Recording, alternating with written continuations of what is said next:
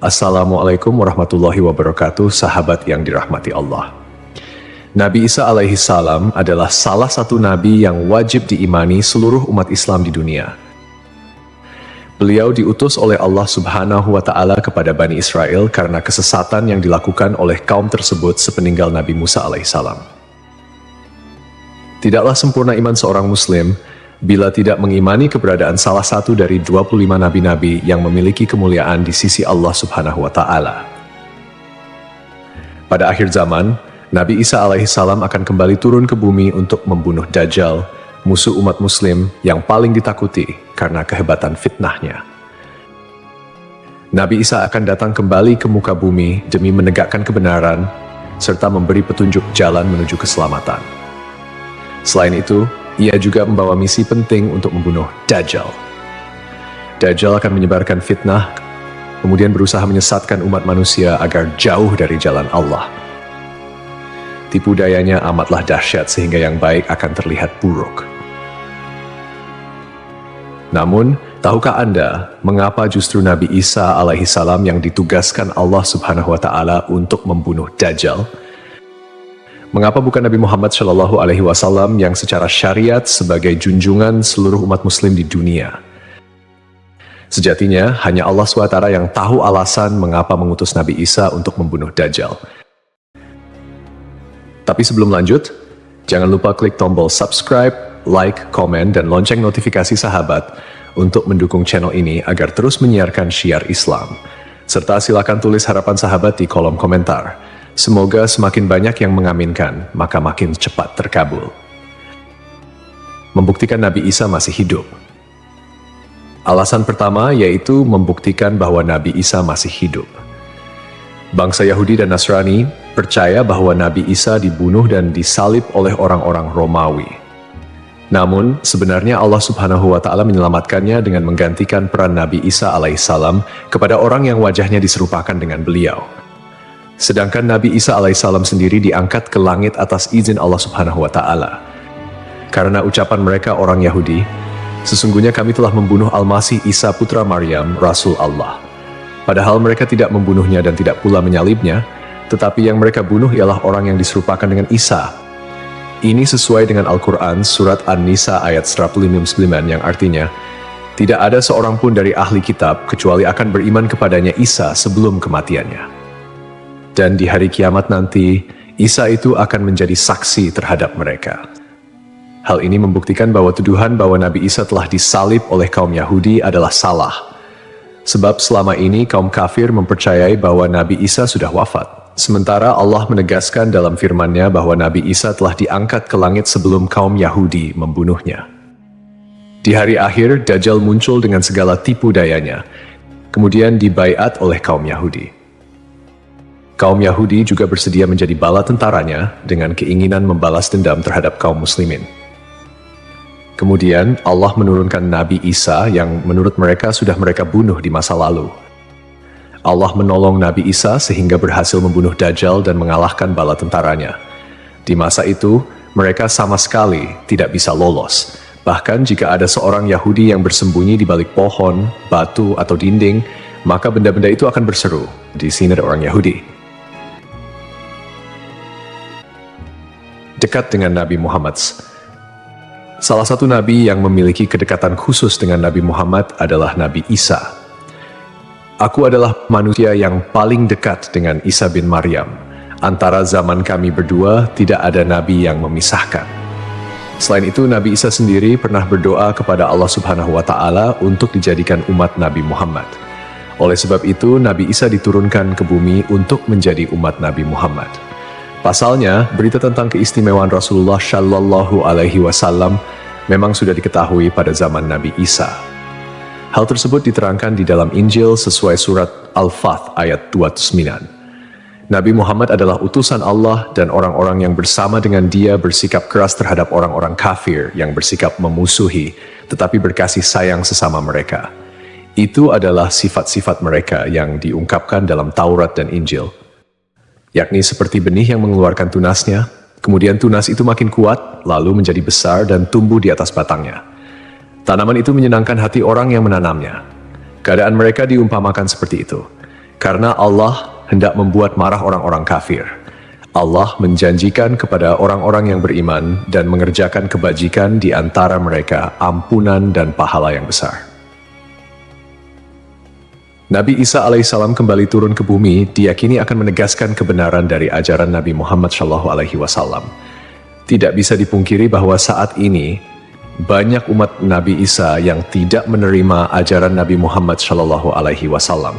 Padahal Nabi Isa alaihissalam merupakan pengikut dari Rasulullah SAW.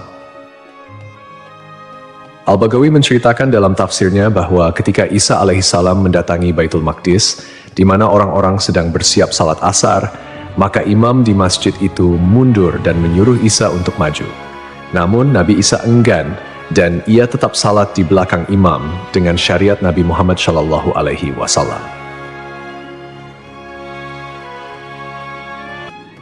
Menjalankan kewajiban jihad. Menjalankan kewajiban jihad sebagai kaum muslimin adalah tugas yang penting.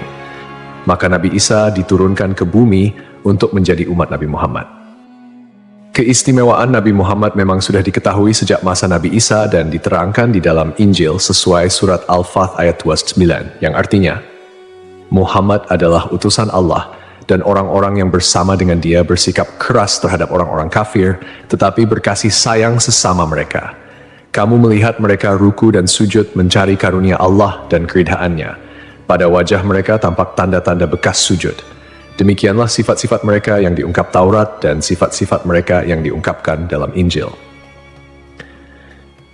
Saat Nabi Isa turun ke bumi, Dajjal sudah berada di tengah masyarakat dan memperdaya manusia. Sebagai kaum muslimin, Nabi Isa berkewajiban untuk berjihad melawan Dajjal dan bala tentaranya. Menjalankan kewajiban jihad. Allah Subhanahu wa Ta'ala memilih Nabi Isa alaihissalam untuk membunuh Dajjal sebagai bentuk penegasan terhadap kebenaran agama Islam. Sebagian umat Nabi Isa masih belum menerima ajaran Nabi Muhammad dan masih memandang Nabi Isa sebagai anak Allah Subhanahu wa Ta'ala, walaupun Nabi Isa sendiri menolak klaim tersebut. Nabi Isa sebagai nabi yang jarak paling dekat dengan Nabi Muhammad. Keduanya merupakan tokoh yang unik dalam perjalanan kenabian. Tidak ada nabi yang diutus oleh Allah Subhanahu wa Ta'ala di antara masa hidup Nabi Isa dan Nabi Muhammad. Oleh karena itu, Allah Subhanahu wa Ta'ala mengutus Nabi Isa untuk membunuh Dajjal dan menghapus seluruh agama selain Islam. Tujuannya agar umat Nabi Isa menyadari kesesatan pandangan mereka dan beriman kepada Allah Subhanahu wa Ta'ala serta Nabi Muhammad sebagai nabi terakhir. Tindakan ini juga menggambarkan bahwa agama Islam adalah agama yang benar dan sempurna, mengintegrasikan ajaran-ajaran para nabi dari sebelumnya. Agama Islam sebagai agama rahmatan lil alamin yang membawa kedamaian, keadilan, dan kesejahteraan bagi seluruh makhluk. Nabi Isa diberikan mukjizat luar biasa seperti menghidupkan orang yang telah mati, menyembuhkan orang buta dan sakit, serta berbicara di buayan hingga dapat menciptakan burung dari tanah liat. Nabi Isa sebagai penyempurna dari ajaran sebelumnya menyampaikan bahwa setelahnya akan muncul seorang utusan terakhir, yakni Nabi Muhammad. Nabi Muhammad, nabi yang paling mulia dan utama di antara semua nabi. Beliau dianugerahi mukjizat terbesar, yaitu Al-Quran, yang merupakan firman Allah Subhanahu wa Ta'ala yang tidak dapat ditiru ataupun diubah oleh siapapun. Selain itu, Nabi Muhammad juga memiliki syafaat, yaitu pemberian ampunan kepada umatnya di hari kiamat. Melalui perbuatan membunuh Dajjal, Nabi Isa akan memperkuat dan menegaskan kemuliaan Nabi Muhammad, mengakui kedudukannya sebagai nabi penutup zaman. Tidak hanya Al-Quran, Nabi Muhammad juga diberikan mukjizat lain seperti membelah bulan dan air mengalir dari jemari tangannya. Perjalanan Isra dan Miraj serta mampu bersabda dalam berbagai bahasa. Mukjizat-mukjizat ini menunjukkan kekuasaan Allah yang melampaui batas akal manusia. Sementara keistimewaan Nabi Muhammad sebagai utusan Allah yang paling sempurna semakin terungkap, akhlak mulia, kejujuran tak tercela, keberanian luar biasa, dan kepedulian yang mendalam terhadap umatnya juga menjadi bagian dari kepribadian Nabi Muhammad. Beliau adalah uswatun hasanah, telan baik bagi seluruh manusia. Hubungan dekat Nabi Isa dan Nabi Muhammad terlihat jelas, di mana Nabi Isa adalah nabi yang paling mendekati masa kenabian Nabi Muhammad tanpa ada nabi lain yang diutus oleh Allah antara keduanya.